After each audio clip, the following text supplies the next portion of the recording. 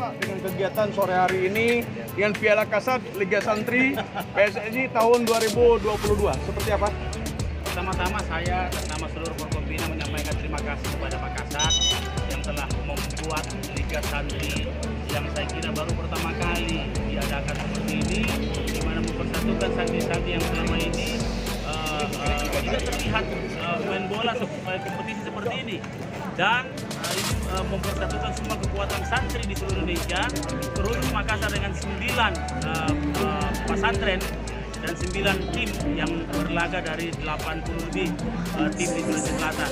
Izinkan saya menyampaikan terima kasih, ini sebuah perhelatan luar biasa dan menggerakkan semua potensi santri yang ada lewat olahraga sepak bola, dan saya yakin dari liga ini akan menyumbangkan pemain-pemain berbakat kita baik kepada PSSI maupun kepada liga profesional kita, dan insya Allah akan membawa nama harum Indonesia. Dan bukan hanya itu, tapi mengumpulkan semua pesantren menjadi suatu kekuatan bangsa yang bisa menopang kemajuan bangsa kita, terutama pasca pandemi ini.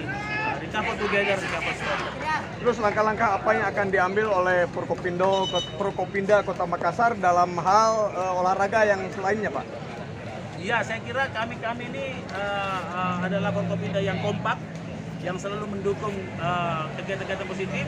Biasanya kami membuat kegiatan-kegiatan yang menghimpun komunitas-komunitas besar, seperti sebelumnya kami buat lomba lari tengah malam, balap tengah malam, kemudian ada namanya golorong, sepak bola di jalanan, dan banyak olahraga-olahraga yang didukung penuh oleh seluruh Forkopimda Kota Makassar. Kami lengkap sekali, ada Pak Kapolres Tabes, ada Pak Dandim, ada Ibu Kajari, ada Ketua DPRD, ada Kandep Agama, ada Ketua KONI, ya lengkap sekali.